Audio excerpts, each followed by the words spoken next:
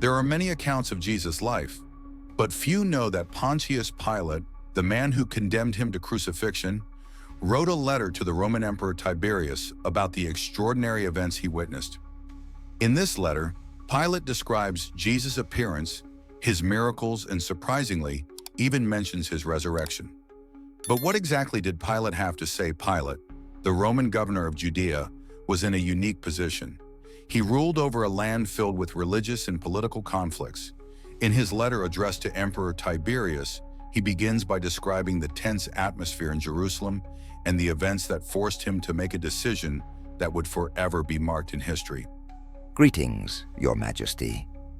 The recent events in my province have been so extraordinary that I feel compelled to report them in detail. I believe these occurrences may in the future shape the fate of our nation.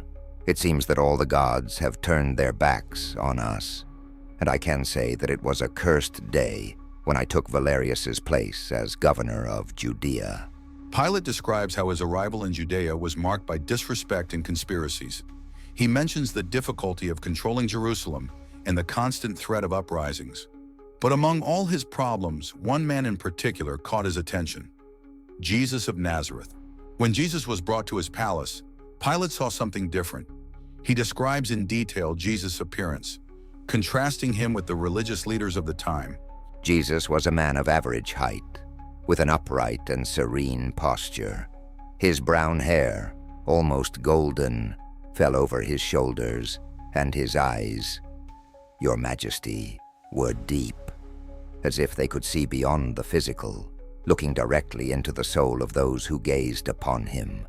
There was a supernatural aura around him, something that even his enemies could not deny. Pilate describes Jesus' voice as soft, yet penetrating, capable of silencing a crowd with just a few words. Even without the physical strength of Roman soldiers, his presence commanded respect. I questioned him, asking, "Are you the king of the Jews?" His answer was enigmatic. "My kingdom is not of this world." Those words still echo in my mind. I found no crime in this man, but the pressure from the priests and the crowd became unbearable.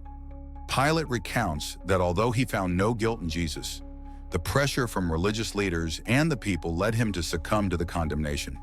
But he made sure to wash his hands publicly, symbolizing that he would not be responsible for that innocent blood. Your Majesty, the most surprising event happened 3 days after his death.